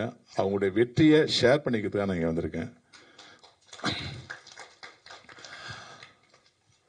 ஒரு இயக்குனருடைய வெற்றி தொடர் முயற்சி அப்படிங்கிறத காலங்காலமாக தமிழ் சினிமா பார்த்துக்கிட்டே இருக்கும். நான் அந்த ஒட்டுமொத்த தமிழ் சினிமாவை நந்தா பெரியசாமி தான் நான் காலங்காலமாக பார்த்துட்டு இருக்கேன். ஏன்னா நடுவில் நானாக இருக்கட்டும், சகோதரர் சமுத்திரக்கனி அவர்களாக இருக்கட்டும், நடிக்க போயிட்டோம். ஒரு லேவிஷ் லைஃப்குள்ளே அடாப்ட் ஆகிக்கிட்டோம். ஷூட்டிங் நடித்தா காசு, கால்ஸ் இல்லைன்னா வீட்டில் ரெஸ்ட்டு, மாதத்துக்கு 2 படம் நடித்தா கூட போதும், வாழ்க்கை ஓடிடும் அப்படிங்கிற ஒரு சுகவாசியாக நாங்கள் மாறிட்டோம். ஆனால் நடிப்புக்குள்ளேயும் போகாமல் தன்னுடைய வாழ்க்கை சினிமா தான், டைரக்ஷன் தான், இதில் நான் ஒரு நாள் ப்ரூவ் பண்ணியே தீருவேன் அப்படின்னு பத்திரிகைக்காரங்கெல்லாம் அச்சுப்படையில் வந்து ப்ரூவ் பார்த்து பண்ணுற மாதிரியே தன்னுடைய வாழ்க்கையை ப்ரூவ் பார்த்து இன்னைக்கு ஒரு பிழை இல்லாத ஒரு மிக சிறந்த படத்தை எடுத்தவர் தான் திரு மாணிக்கம் தந்தையினுடைய நண்பர் நந்தா பெரியசாமி. அடிப்படையில் என்னுடைய குடும்ப நண்பரும் கூட. என்னுடைய காதல் திருமணத்தை அவர் நடத்தி வச்சாரு, அவருடைய காதல் திருமணத்தை நான் நடத்தி வச்சேன். என்னுடைய காதல் திருமணத்துக்கு வந்தப்போ எப்படா எல்லாத்தையும் விட்டு கல்யாணம் பண்ணுறேன், என்னாலாம் முடியாது தம்பி, நான்லாம் வந்து அப்படியே அழுதுருவேன் அப்படின்னா. முதல் வருஷம் நான் பின்னாடி உட்காந்துருக்கேன், அவன் ஸ்கூலில் போயிட்டு இருக்கான். அடுத்த வாரம் நான் வந்து ஓட்டிகிட்டு இருக்கேன், அவன் பின்னாடி உட்காந்துருக்கேன் அவன் கல்யாணத்துக்கு. என்ன பங்காளி, 1 வருஷம் முன்னாடி ஒரு கேள்வி கேட்டு, எப்படா சொந்த பந்தெல்லாம் மறந்துட்டு கல்யாணம் இப்போ எப்படான்னு, விடு பங்காளி, வாழ்க்கையே அப்படிதான் அப்படின்னு சொல்லி நாங்கள் 2 பேருமே மிக சிறந்த வாழ்க்கையை நாங்கள் வாழ்ந்து காட்டியிருக்கோம். காதல் திருமணம் பண்ணாலும் அவனுக்கு 2 குழந்தைகள், மிக சிறந்த படிப்பாளிகள். எனக்கு 2 குழந்தைகள், எங்கள் பிள்ளைகள் நல்ல படிப்பாளிகள். உங்களுடைய ஆசீர்வாதத்தினுடைய மகன் வந்து மார்ச் மாதத்துலேருந்து ஹீரோ நடிக்க போகிறான். நண்பர் சமுத்திரகனி அவர்கள் சொன்னாங்க, இந்த மாதிரி இந்த படம் வந்து மிகப்பெரிய வெற்றியை பெற்றுச்சு. வெற்றி என்பது கல்லா கட்டுவதில் மட்டுமல்ல, பார்த்த மனிதர்களின் மனதை நிறைப்பது, மனதில் வந்து பூர்த்தியாவது, அவங்கள வந்து அப்படி புல்லரிக்க செய்வது. அந்த விஷயத்தில் திருமாணிக்கம் வந்து ஏகப்பட்ட மெசேஜ் எனக்கு வந்து பார்த்துட்டே இருப்பேன். நந்தா பெரியசாமிக்கு வந்து அமெரிக்காவில் வந்திருக்கோம், ஆஸ்திரேலியாவிலேருந்து வந்திருக்கோம், லோக்கல்லேருந்து பண்ணியிருப்பாங்க. சார் இதேமாரி தொடர்ந்து படுங்க சார். சார் என்ன ஒரு ப்ரொடக்ஷன் எக்ஸிக்யூட்டிவ்ங்க, தமிழ் சினிமாவில் இருக்கிறவங்க படம் ரிலீஸ் ஆனால் அடுத்த படத்துக்கு போயிடுவாங்க. ஒரு ப்ரொடக்ஷன் எக்ஸிக்யூட்டிவ் சார், எப்படி சார் அந்த படம் எடுத்தீங்க, இவ்வளோ நேர்மையான ஒரு படம் இருக்குது, எவ்வளோ கஷ்டம் தெரியுமா சார். அப்படியே வியாபிச்சுக்கிட்டே இருக்காங்க. தொடர்ந்து அவருக்கு வாய்ஸ் மேலாக ஒவ்வொருத்தரும் அனுப்பிட்டே இருக்காங்க. நாடு கடந்து கண்டம் கடந்து வந்துக்கிட்டே இருக்கு. இதை விட சிறந்த வெற்றி எந்த இயக்குனரால் கொடுக்க முடியும் சொல்லுங்க. கல்லா நிறையின்னு வருத்தப்பட்டாரு சார், கல்லா நிறையும். நீங்கள் சொன்ன மாதிரி ஒரு மேஜிக்கை தெலுங்கில் பண்ணீங்கல்ல. நல்ல படைப்புகள் நாட்கள் கடந்து முள்ளு மலரும் ஒரு பெரிய உதாரணம், உதவி பூக்கள் ஒரு பெரிய உதாரணம். இந்த படம் எல்லோரும் மனசுலையும் நீங்கள் பாருங்க, இந்த தேட்டர் எல்லாம் பல தேட்டரில் இல்லை நான் வருத்தப்பட்டேன்னாரு. உங்களை மாதிரியே பல பேர் இந்த படம் நல்ல படம் ரிவ்யூப்பா பார்த்துட்டு மிக சிறந்த படம்னு கேள்விப்பட்டு தேட்டருக்கு போய் பார்க்காதவங்க இந்த படம் எப்படா ஓடிடியில் வந்து பார்ப்போன்னு வெயிட் பண்ணதுடைய விளைவு தான் ஓடிடியில் ரிலீஸ் ஆகி 2 நாளில் 17 லட்சம் பேர் பார்த்துருக்காங்க. அப்போ இந்த 17 லட்சம் பேரும் தேட்டரில் போய் படம் பார்க்கணும்னு ஆசைப்பட்டு தேட்டர் இல்லாதனால திரும்பி வந்தவங்க. அப்போ இந்த படம் மிகப்பெரிய வெற்றி படங்கிறது இந்த முதல் 2 நாளே ப்ரூவ் ஆயிடுச்சு. அதனால் நீங்கள் தயவு செய்து வருத்தப்படாதீங்க பிரதர். நீங்கள் சொன்ன அந்த ரவி சார் இப்பவே காப்பாற்றப்பட்டு விட்டார், வருத்தப்படாதீங்க. நான் நந்தாவை அடிக்கடி சொல்லிட்டே இருப்பேன், நந்தா வந்து கழுகு மாதிரி. கழுகு பற்றி இப்போ தான் நீங்கள் படிச்சிருப்பீங்க, நான் 10 வருஷம் முடியாது அதை படிச்சிருக்கேன். கழுகு என்ன பண்ணும், தன்னுடைய சிறகுகள், தன்னுடைய அழகு, தன்னுடைய நகங்கள்லாம் பழுதாயிடுச்சுன்னா ஒரு பெரிய மலையில் போய் உட்காந்து தன்னுடைய பழைய நகங்களை பிச்சு போட்டுரும், ரத்தம் வர வர. தன்னுடைய பழைய அழகுகளை வந்து பிச்சு போட்டுரும், ரத்தம் வர வர. ரத்தம் சொட்ட யாருக்கும் தெரியாத ஒரு மலை முகடில் போய் அதை ஒளிஞ்சு வாழும். ஒரு மாதம் 2 மாதத்துக்கு அப்புறம் புதிய சிறகுகளும் புதிய நகங்களும் புதிய அழகுகளும் முளைத்ததுக்கப்புறம் மீண்டும் அதே ஒரு பலத்தோட, பழைய கலையின் பலத்தோட மறுபடியும் பூமிக்கு வரும் இறையெடுக்க. அந்த மாதிரி தினம் தினம் தன்னுடைய அழகையும் நகங்களையும் கூர்மைப்படுத்திக் கொள்வதும் தான் நந்தா பெரியசாமி. ஏன்னா நந்தா பெரியசாமி வந்து முயற்சி பண்ண காலத்தில் இருந்த சமகாலத்து டைரக்டர்லாம் இன்னைக்கு பல பேர் இல்லை. நந்தா பெரியசாமியுடைய பயணித்தவர்கள் பல பேர் சினிமா முடியலன்னு ஓடி போனவங்களை நான் பல பேர் பார்த்துருக்கேன். எங்கள் டீம்லேயே கிட்டத்தட்ட நாங்கள் 2 பேர் தான் இருக்கோம். அவ்வளோ தூரம் முயன்றவன் இன்னைக்கு வரைக்கும் ஜெயிச்சிட்டு இருக்கான்னா அவனுடைய கழுகுத்தன்மை தான் இவ்வளோ பெரிய முக்கியமான காரணம். அவனுடைய வெற்றியை நான் எப்படி பார்க்குறேன்னா, கத்திரி வெயிலில் போகும்போது வந்து ஒரு விசை தறியாளன் வந்து சொந்தமாக ஒரு தறி செஞ்சு ஒரு கதர் அடையை நம்ம கொடுத்தா எவ்வளோ குளுமையாக இருக்கும். அந்த மாதிரி ஒரு நண்பனுடைய வெற்றியை நான் மிக குளுமையாக பார்க்குறேன். இந்த வெற்றி நந்தா பெரியசாமி போல தொடர்ந்து முயற்சிப்பவர்களுக்கும் நந்தா பெரியசாமியின் வயதில் இருப்பவர்களுக்கும் ஒரு மிகப்பெரிய ரோல் மாடலாக இருக்குன்னு நான் நம்புகிறேன். இந்த வெற்றி எனக்கு ஒரு சின்ன வருத்தம், இந்த ஒரு மிக சிறந்த படத்தை பத்திரிகைகளும் ஊடகங்களும் ஓரளவுக்கு மக்கள்கிட்ட சரியான ஒரு கவன ஈர்ப்பை கொண்டு போலேங்கிற ஒரு கவலை எனக்கு இருக்கு. அந்த ஒரு கவலை தான் எனக்கு. இந்த படம் வந்து நீங்கள் எழுதி வச்சுங்க, இது ஹிந்தியில் படமாக்கப்படும் சார். இந்த படம் அதில் சமுத்திரகனிக்கு அண்ணனுக்கு ஈக்குவலான ஒரு நடிகரோ இல்லை அவரே கூட ஹிந்தியில் போய் லான்ச் ஆகலாம். ஏன்னா அந்த நடிப்பை வந்து அவ்வளோ, ஏன்னா இதெல்லாம் இவர் தான் பண்ண முடியும். வந்து நின்னாவே ஒரு நல்லவரும் தெரிகிற ஒரு இமேஜை கிரியேட் பண்ணது வந்து நம்முடைய நண்பர் அவர்கள். இந்த இமேஜுக்கு எத்தனை பேர் இருக்குன்னு தெரியாது. இந்த படம் வந்து இந்தியா ஃபுல்லாக வந்து சமுத்திரகனி அவர்களை கொண்டு போகணும்னு நம்புகிறேன். அதாவது வந்து சில படங்கள் நல்லா நடிச்சிருக்காரு, பெர்ஃபார்மன்ஸ் பின்னிட்டார் அப்படிம்பாங்க. ஆனால் ஒரு கேரக்டருக்கு இமேஜ் வேணும்னா அந்த இமேஜுக்கு 100% அடாப்ட் ஆன யாருன்னா நம்முடைய நண்பர் சமுத்திரகனி அவர்கள். நல்ல, அதாவது எப்படின்னா வீரபாண்டி கொட்டபொம்மன் எப்படி இருப்பாருன்னா சிவாஜியை பார்த்து தெரிஞ்சுக்கலாம்பாங்க. அது மாதிரி நல்லவன் எப்படி இருப்பான் அப்படின்னா சமுத்திரகனி அவர்களை பார்த்து தெரிஞ்சுக்கலாம். அப்படி ஒரு உதாரணமாகவே அவர் கிடைச்சப்பட்ட கேரக்டர்லாம் கிடைச்சிருக்கு. நான் அப்படி இல்லை, வில்லன், காமெடியன், கேரட் ஆர்டிஸ்ட்டு, கொடூர வில்லன், பயங்கர காமெடியன், இப்படி வந்து எனக்கு இமேஜே கிடையாது. ஆனால் ஒரு மிக சிறந்த மனிதனுக்கு ஒரு இமேஜை வந்து கடவுள் வந்து அவ்வளோ சீக்கிரம் கொடுக்க மாட்டார். அது அவருடைய உள்ளது கிடைச்ச பரிசு. அந்த உள்ளமே உருவமா மாதிரி இன்னைக்கு இவ்வளோ பெரிய வெற்றியை கொடுத்துருக்கு. இந்த வெற்றியை ரொம்ப சந்தோஷமா நான் கொண்டாடுறேன். இதே மாரி தொடர்ந்து நந்தா பெரியசாமி பல வெற்றி படங்களை கொடுத்து இன்னும் பெரிய இடத்துக்கு போன வேண்டிக்கிறேன். வந்திருந்த அனைத்து நல்ல உள்ளங்களுக்கும், பத்திரிகைக்கார நண்பர்களுக்கும், வலையதள நண்பர்களுக்கும் என்னுடைய மனமார்ந்த நன்றி, வணக்கம். இல்லை கனியண்ணன் சொன்ன கனியண்ணன் தான். இல்லை நீங்கள் சொன்னீங்க ஓப்பனிங்லாம் நல்லா இருக்கு, ஆனால் எடுத்துகிட்டு போய் லேண்ட் பண்ணுறது ரொம்ப கஷ்டம் அப்படின்னு சொல்கிறீங்க. இன்ன வரைக்கும் இந்த கஷ்டத்தை நீங்கள் மட்டும் இல்லை, தமிழ் சினிமாவில் சின்ன படங்கள் எல்லாமே பண்ணிட்டு இருக்காங்க, சங்கங்கள் நிறைய இருக்கு. இதுக்கான தீர்வை ஏன் கொண்டு வர முடியலன்னு யோசிக்க மாட்டீங்க யாருமேனா?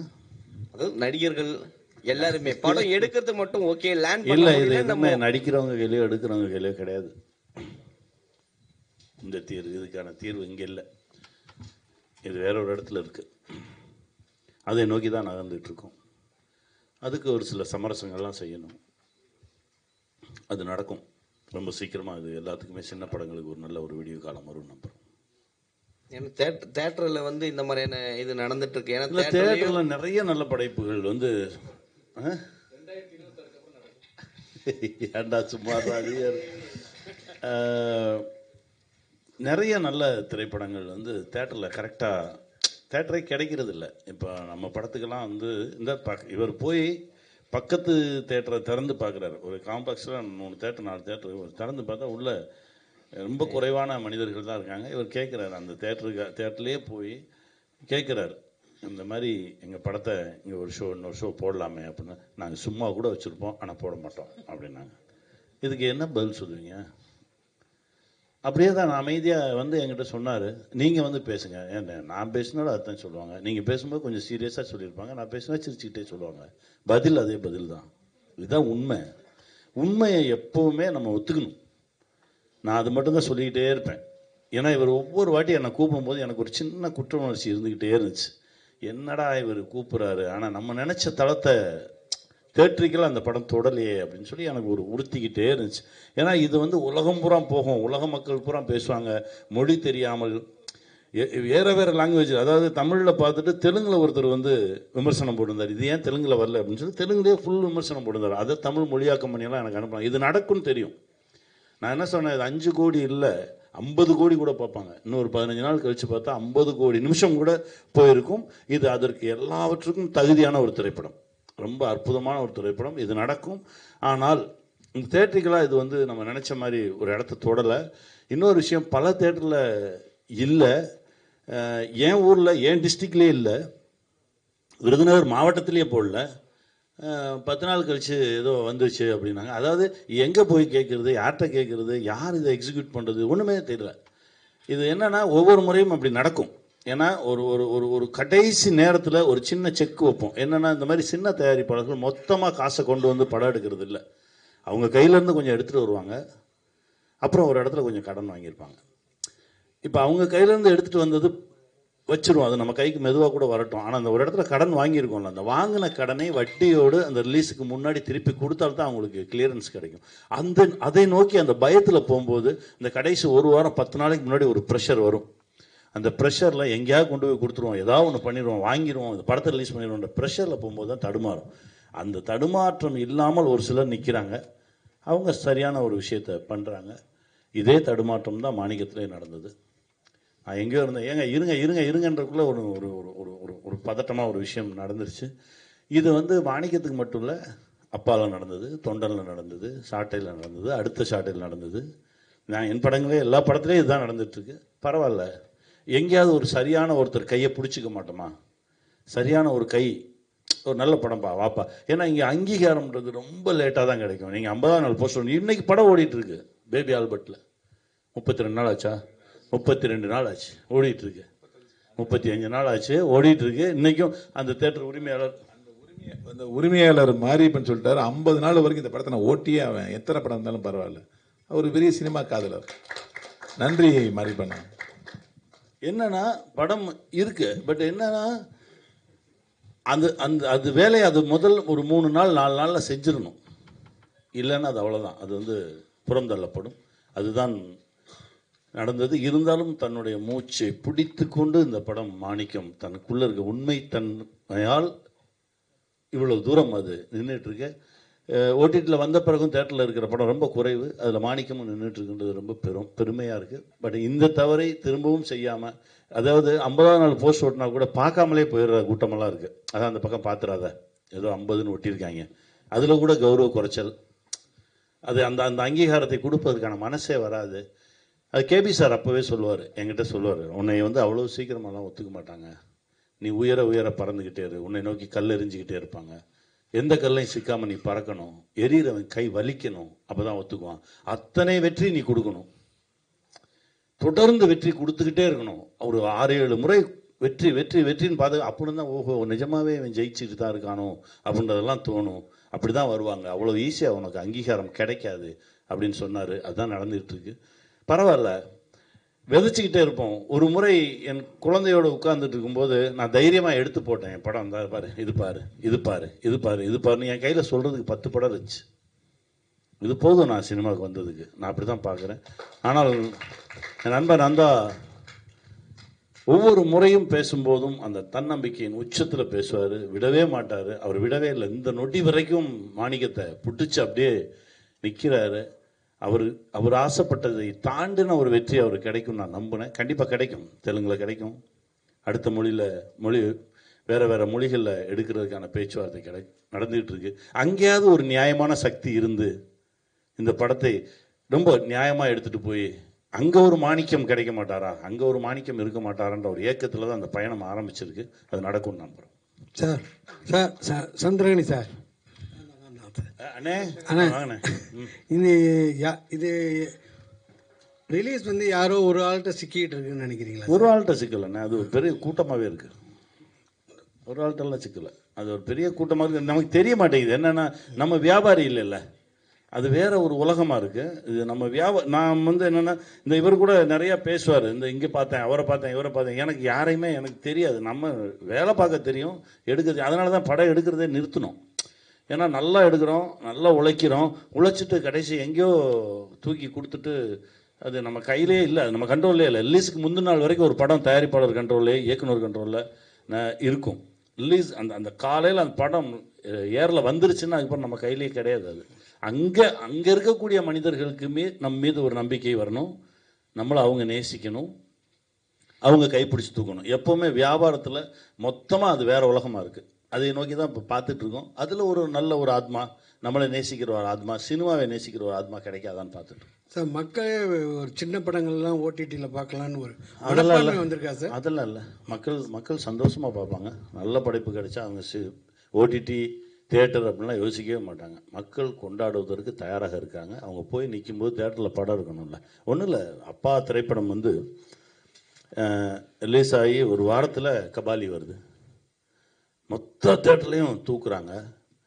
வெள்ளி சனி ஞாயிறு கபாலி திரைப்படம் ஓடுது, திங்கட்கிழமை அபிராமி தேட்டரில் திரும்ப அப்பா போடுறாங்க. நான் உடனே ஃபோன் பண்ணி என்கிட்ட நிகில் சொன்னார், நீங்கள் ராமநாதன் சார்கிட்ட பேசுங்க அப்படின்னா. நான் உடனே ஃபோன் பண்ணி, ஐயா ரொம்ப நன்றி அப்படின்னு. எதுக்கு சொல்கிற, என் கவுண்டரில் வந்து எனக்கு அப்பா டிக்கெட் கொடுன்னு கேட்குறாங்க, எனக்கு குற்ற உணர்ச்சியாக இருந்துச்சு, அதனால் நான் படத்தை போட்டேன். திரும்ப அப்படியே ஆரம்பிச்சது.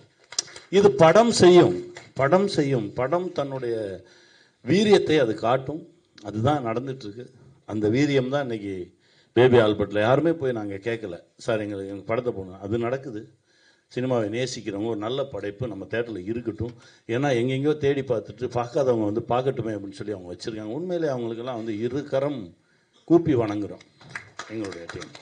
ஆனால் தொடர்ச்சியாக வந்து எல்லாம் சொல்கிறாங்க, ஏதாவது ஒரு பிரச்சனை டேரக்டர் யூனியன் போகணுன்றாங்க, டேரக்டர் யூனியன் போனால் ப்ரொடியூசர் கவுன்சில் போகணுன்றாங்க, ப்ரொடியூசர் கவுன்சில் போனால் தேட்டர் யூனியன் போகணும்னு சொல்கிறாங்க. ஆனால் எங்கேயுமே யாருக்குமே தீர்வு கிடைக்க மாட்டேங்குது. அது ஏதாவது சொல்யூஷன் கிடைக்குமா? ஏன்னா அண்ணன் இப்போ சவுந்தர் சொன்னார் 2026 தான் சொல்யூஷன் கிடைக்குன்னாரு.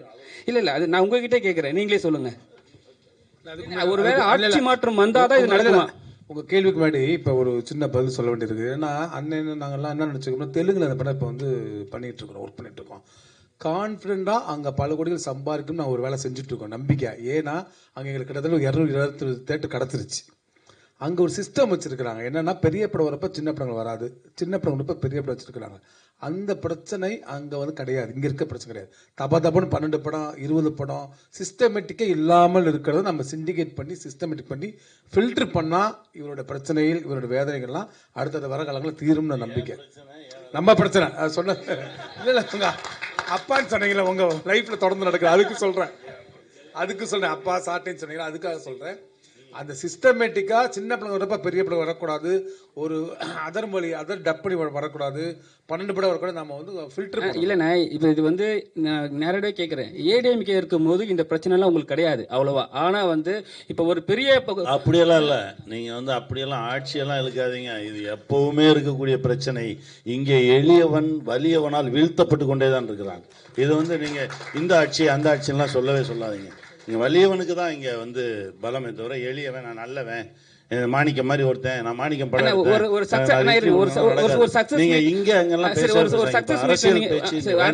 சக்சஸ் மீட்ல வந்து நல்லா கேட்டாங்க. ஒரு சக்சஸ் மீட்ல வந்து ஒரு டிஸ்ட்ரிபியூட்டர்லாம் ஏறி எல்லாருக்குமே வந்து சொல்றாங்க இது நல்ல படம் வாழ்த்துக்கள். அவங்க படம் இந்த டிஸ்ட்ரிபியூட்டர் சொல்றாங்க இவ்வளோ வந்து கலெக்ட் பண்ணியிருக்குன்ட்டு. ஆனா நீங்க சொன்னீங்க ஸ்டேஜில் எங்களுக்கு அது தெரியவே நான் முலாம் பூசாம பேசணும்னு நினைச்சேங்க. எவ்வளவு நாள் தாங்க பொய்யாவே பேசுறது. இந்த வெந்தவனே சொன்னாரு, ஏங்க நீங்க என்னங்க இப்படி பேசிட்டீங்கன்னாரு. ஏங்க சும்மா போயிட்டு எவ்வளவு போய் தான் பேசுவீங்க. பேர் கிடைத்தது, பெருமை கிடைத்தது, இதை விட பெருமை யாருக்குமே கிடைக்காது. ஒரு பெரிய படம், ஒரு சூப்பர் ஸ்டார் நடிக்க வேண்டிய பெரிய படத்துக்கு எவ்வளவு பவர்ஃபுல்லான பேக்கிங் ஓடிடியில் கிடைச்சதோ அவ்வளவு கிடைச்சிருக்கு. அவ்வளவு சந்தோஷம்தான். ஆனால் இது என்ன செஞ்சிச்சு, இது எங்கே போச்சு, எங்கே மாட்டுச்சு இப்படின்னு ஒரு கேள்வி இருக்குல்ல, அது வந்து வேறு வழியே இல்லை, இது மாட்ட தான் செய்யும். நான் தான் சொன்னேன், இவர் கூப்பிடும் போதெல்லாம் ஏங்க போங்க போங்கன்னு சொல்லி வேறு வழி இல்லாமல் இவருடைய அன்புக்கு கட்டுப்பட்டு தான் வந்து நிற்கிறேன். நான் அவனுக்கு தெரியும். என்னென்னா எனக்கு ரொம்ப உள்ள ஒரு பெரிய ஏன்னா இப்போ அடுத்த சாட்டை பண்ணும்போதாவது க்ளீனாக சொன்னாங்க 125 தேட்டர் இந்த இருக்குது, தேட்டர் லிஸ்ட்டு நீங்கள் கூட பேசிங்க நம்பரோடு கொடுத்தாங்க. அந்த படமும் லாஸ்ட் தான் எனக்கு, பட் பரவாயில்ல. ஆனால் தேட்டர் நம்பரோடு இருந்துச்சு. நான் பேசினேன், அண்ணே காலைல வந்துச்சானே படம், மழைண்ணே பயங்கர மழை, இந்த நம்ம ஏரியாவிலே பெரிய மழை, நம்ம தஞ்சாவூர் டிஸ்ட்ரிக்ட்லலாம் பெரிய மழைண்ணே, ஒன்றும் பண்ண முடியல, ஃபஸ்ட் டே யாருமே வரல, பரவாயில்லண்ணே அப்படின்னாவது இருந்துச்சுல. ஏதோ ஒரு காரணம் இருக்கணும்ல. நீ எங்கே இருக்கீங்கன்னே தெரியாமல் சுற்றுறது இருக்கு பாருங்கள், அதுதான் பெருஞ்சுத்து. மாணிக்கத்துக்கு முலாம் பூச முடியாதுண்ணே. இன்னொன்று இப்போ வந்து டிஜிட்டல் மயமான ஒரு நேரத்தில் இது ரவியன்னு சொல்லலாம், நீங்கள் சொல்லலாம், நந்தா பேசம் சொல்லலாம், யாருனாலும் சொல்லலாம். ஒரு காலத்தில் பார்த்தீங்கன்னா படம் வந்ததுன்னா நேரடியாக தேட்டரில் போய் பேசலாம், டிஸ்ட்ரிபியூட்டர் கிட்ட வச்சு அவங்க பேசலாம். ஆனால் இப்போ டிஜிட்டல் மயம் வந்ததுக்கு பிறகு இப்போ டிஜிட்டல் மயத்துக்கு காசு கட்டணுன்னே சுற்றிட்டு இருக்காங்க. நிறைய படங்கள் அப்படியே தேக்கத்தில் நிற்கிது, பல படங்கள் 1600 படங்கள். ஸோ ஒருவேளை இந்த டிஜிட்டல் மயம் இல்லாமல் இருந்தால் இந்த படங்கள் ரிலீஸ் ஆகிறதுக்கான வாய்ப்புகள் இருக்குமா? ஓடிடி தளங்கள்லாம் வராமல் இருந்தா? அது எப்பயுமே சினிமா பின்னோக்கி போகாது, பரிணாம வளர்ச்சியில ஃபார்வேர்டு தான், பேக்வேர்டே கிடையாது. கியூப்னு ஒரு இதை வச்சிடறாங்க, அதுக்கே நம்ம வந்து ஒரு 10 தேட்டர்னு வைங்களேன், ஒரு தேட்டருக்கு 2 லட்சம் வச்சா கூட வந்துருமே உங்களுக்கு 20 லட்சம் ரூபா. அது பிரிண்ட்டுக்கு போகிற காசு தான், அதெல்லாம் ஒன்றும் இல்லை, வழக்கமாக பிரிண்ட்டுக்கு போகிற மாதிரி காசு. இப்போ இன்னொரு விஷயம் இல்லாமல் இருந்திருந்தால் இருக்குல்ல, நாளைக்கு இன்னொன்று புதுசாக வரும்ல, அது கூட தான் நம்ம ஃபைட் பண்ணணும். பின்னாடி அதுக்கு போய் ஆலோசித்து அது இருந்திருந்தாலும் நடந்திருந்தாலும் பேசுகிறது விஷயமே இல்லை தம்பி. இன்றைக்கி இது இருக்குது, நாளைக்கு இதை தாண்டி அட்வான்ஸாக வேறு ஒன்று வரும், அதுக்கு என்ன பதில் செய்ய போகிறோம், அதுக்கு எப்படி நம்மளை தயார்படுத்திக்க போகிறோம். ஏன்னா இன்னைக்கு ஓடிடி தளங்கள்ல ஓடிடி தான் காப்பாத்துச்சுன்னு நான் சொல்றேன்ல. ஓடிடி வந்ததுனால தான் காப்பாற்றப்பட்டுச்சு. ஆனா ஓடிடி தான் இன்னைக்கு கொஞ்சம் அழிச்சுக்கிட்டு இருக்குன்னு அதெல்லாம் இல்லவே இல்லை. ஓடிடி தான் மாணிக்கம் மாதிரி படங்கள் எல்லாம் காப்பாத்துது. இல்ல சார், மாணிக்கத்துல அவங்களுக்கு பிடிக்கணும், அதெல்லாம் கிடையாது. சமுத்திரக்கனி இருக்கான்றதுக்காக இது நடக்கவே இல்லை, முதல்ல அது புரிஞ்சுங்க. அப்படியெல்லாம் கிடையாது, நல்ல படைப்புகள். நான் ஆகால வேலை பார்த்தேன், ஆகால நான் ஒரு 1 இயர் ஒர்க் பண்ணும்போது அவ்வளவு நல்ல படைப்புகளை நாங்கள் வந்து உள்ளே கொண்டு வந்திருக்கோம். அதனால் நல்ல விஷயமாக இருந்தால் அது என்னென்னா ஒரு 5 டீம் உட்காந்து பார்ப்பாங்க. இப்போ நம்ம நார்மலாக படம் பண்ணுற மாதிரி எல்லாம் படக்குன்னு என்ன ஒருத்தர் பார்த்து முடிவெடுக்கிறது கிடையாது. ஓடிடியில் இப்போ வந்து ஒருத்தர் பார்க்குறாரு அப்படின்னா அவர் பார்த்து அவருடைய உயர் அதிகாரிகள் அவங்க பார்க்கணும், எல்லாருடைய கருத்தும் ஒத்த கருத்தாக இருந்தால் மட்டும்தான் அது மேலே வரும். இது வந்து இவர் நமக்கு தெரிஞ்சவர், இவர் பக்கத்து வீட்டுக்காரர், அதெல்லாம் இப்போ இல்லவே இல்லை. தரம் இருந்தால் மேலே வரும். அப்படி தான் அந்த தரத்துலேயும் மேலே வந்து தான் அது நின்றுச்சு. மாணிக்கம் எந்த விதமான சப்போர்ட்டும். இவர் கூட கேட்டார், நீங்கள் சொல்லுங்கள் அப்படின்னு. சொல்லவே மாட்டேன், என் குழந்தைன்றக்கா நீ வாங்கிக்கோங்க, நான் எப்படி சொல்ல முடியும். இதில் என் மேலே பெரிய வருத்தமெல்லாம் இருந்துச்சு. ஆனால் அதுவாக அந்த ஒரு போஸ்டரை பார்த்து தான் அதுவாக தான் தன்னை நோக்கி இழுத்துது அவங்கள. அப்படி தான் நடந்துச்சு. டைரக்ட் சார் ஆக்சுவலாக லாட்ரி வந்து இங்கே இருக்கும் பொழுது பல குடும்பங்கள் அழிஞ்சிடுச்சு அந்த லாட்ரி வரும்போது. அதனால தான் அதை வந்து அரசாங்கம் வந்து தடை பண்ணி அதை நம்ம இது பண்ணோம். ஆனால் வெளி மாநிலத்தில் இருக்குது. ஸோ அப்படி இருக்கிற டைமில் லாட்ரியை பற்றி ஒரு ப்ரொமோஷன் அதுலேருந்து கொண்டு வரணுன்ற நோக்கம். இது வந்து லாட்ரி கதை கிடையாதுங்க, நேர்மையான கதை. லாட்ரி வந்து டூல் தான், அது பேக் ட்ராப் தான், அது வந்து டூல் தான். இது நேர்மையான கதை, நேர்மையோட கதை இது. இல்லை கன்னியன் நீங்கள் கேட்டீங்களா, அதுக்கு நான் பதில் சொல்கிறேன். பாருங்க, எல்லா படங்களும் ஓட்டிட்டு வாங்க மாட்டாங்க. நம்ம நண்பர் ஆர்யா சொன்னார், டார்லிங் தயவு செய்து ஓட்டிட்டில் கேட்டாங்கன்னா எதுவுமே யோசிக்காமல் விற்றுருங்க, உடனே கொடுத்துருங்க அப்படின்னாரு. தேட்டரில் கூட நம்ம வந்து தெரிஞ்சவங்க அவங்க தேட்டருக்காரங்க 10 பேர் தேட்டரில் கூட நம்ம படத்தை போட்டலாம். ஆனால் ஓடிடியில் முழு தகுதி 100% தகுதி இருந்தால் மட்டும்தான் அந்த படத்தை வாங்குவாங்க. கண்ணினா உங்ககிட்ட யூடியூப்ல ஒருத்தர் வந்து உங்க நண்பரை பேசினார்ன்றதுக்கே டென்ஷன் ஆகி நீங்க அறிக்கை விட்டீங்க. ஆமா, அமீர் அண்ணனை விட்டீங்க. இல்லை பேசினாருக்காகலாம் டென்ஷனாக விடலை. ஒரு விஷயம் சொல்லட்டுமா, இப்போ என் தம்பி தான் எனக்கு மெசேஜ் பண்ணியிருக்கான், என் ஃபோனில் இருக்குது. கங்குவா ரிலீஸ்க்கு முன்னாடி என்ன மெசேஜ், கங்குவா ட்ரெய்லர், இது ஞானவேல் எனக்கு அனுப்பிச்சிருக்காரு. அது வேற, இவர் அவரை பற்றி குறையா பேசிட்டாரு, அவர் இவரை பற்றி கூட பேசிட்டாருன்றதெல்லாம் என்னுடைய இதுவே கிடையாது. நான் இருந்தேன், எனக்கு தெரிஞ்சதை நான் சொன்னேன், அவ்வளோதான். இதுல ஒண்ணுமே இல்லை. இப்போ அதே தான் கேட்கறேன், எதுக்கு இப்போதான் இதே மாணிக்கத்துக்கு முன்னாடி திரு போடணும் அப்படின்னு சொல்லியிருக்காங்க. ஆனா திரு போட்டு இங்க நம்ம உலகமே கூப்பிடுற இளையராஜா வந்து இதே பொது மேடையில வந்து ஒருத்தர் வந்து எல்லார் காலையும் விழுந்து மன்னிப்பு கேட்டார்ல. இல்ல அது கூட கேட்கறது வாடான்றதுக்கும் அவர் தான் மன்னிப்பு கேட்டாரு. என்னன்னா அவர் அதற்கான விளக்கமும் சொல்கிறாரு. ஏன்னா அவர் ஒரு மாதிரியான ஒரு எமோஷனலான ஒரு எக்ஸென்ட்ரிக்கான கேடு. என்னையவே பார்த்தாலே ஒரு கெட்ட வார்த்தை சொல்லி அதுக்கப்புறம் வாடா சொல்லி அதுக்கப்புறம் சொல்லி என் முதுகு 2 அடி அடிப்பான். அவன் வேற ஒரு எக்ஸ்ட்ரீம். அவன் அன்பின் உச்சத்தில் ஒரு சில விஷயங்கள் வெளிப்படுத்துகிறான். அதை வந்து நான் அப்படி தான் பார்த்தனே தவிர மிஸ்கினை நான் எந்த இடத்துலையும் தவறாகவே பார்க்கல. பேசிட்டு வெளியே வரும்போது வெற்றிமாறன் சார் இரவு மீட் பண்ணுறேன். வெற்றிமாறன் சார் வந்துட்டு வெற்றிமாறன் சார் உட்காந்து ஃபோனில் அவர்கிட்ட பேசினா என்ன பேசினான்னு எனக்கு தான் தெரியும். அப்படியே கால் போட்டு அமீர் சார் என்ன பேசினான்னு எனக்கு தான் தெரியும். அதற்கப்புறம் தான் இதெல்லாம் என்ன நடந்துச்சுன்னு. என்னன்னா ஒரு மனிதன் தன்னுடைய அன்பின் வெளிப்பாடு அது உச்சம். அது என்ன வேணால் நடக்கும். இப்போ நம்ம ஊர் பக்கம் போனீங்கன்னா ஒரு கெட்ட வார்த்தை தான் ரொம்ப அன்பான சொல்லு. அதை நீங்கள் எல்லா இடத்துலையும் சொல்ல முடியாதுல்ல. ஆனால் நாங்கள் 4 பேர் பேசும்போது சொல்லிக்குவோம். 4 பேர் பேசும்போது அது அவன் இன்னும் கொஞ்சம் மேலே இருக்கான். அவன் அன்பு இன்னும் கொஞ்சம் அதிகமாக இருக்குன்னு நினச்சிங்க. அவன் அன்பு இன்னும் கொஞ்சம் அதிகமாக பத்திரிகையாளர்கள் பொம்பளை பசங்க சரிங்க. ஏன் நம்ம யாருக்குமே தெரியாதா? அந்த மாதிரி வார்த்தையை நம்ம பயன்படுத்த மாட்டோமா? அவன் கொஞ்சம் எக்ஸென்ட்ரிக்காக பேசினான்னு நினச்சிங்க. ஏங்க மூளை கொஞ்சம் அதிகமாக இருக்கவன் பேசினா என்னங்க செய்வீங்க? நீங்க ஒரு வெளிப்பாடு வந்து செய்து தவறுனே ஒத்துக்க மாட்டீங்க. நான் ஒத்துக்க மாட்டேங்க. அப்போ பொது மேடையில வந்து எல்லாரும் தப்புன்னு கெட்ட வார்த்தையில பேசலாம். எல்லாரும் தப்புன்னு சொன்னதுக்கு அவர் மன்னிப்பு கேட்டாரு. இதுக்கு மேல என்ன செய்யணும்? உங்க 2 கரம் கூப்பி உங்க காலில் விழுந்து. ஏன்னா அவரை பத்தி புரிந்தவர்களுக்கு தெரியும் அவர் யாருன்னு. புரியாதவர்களுக்கு தான் அந்த மன்னிப்பு. சரியா வச்சுக்கோங்க அந்த மன்னிப்பை. எங்க அண்ணனுக்காக நானும் கூட உங்க காலை தொட்டு கூட மன்னிப்பு கேட்டுக்கிறேன். ஓகேவா? மன்னிச்சிருங்க, விட்டுருங்க.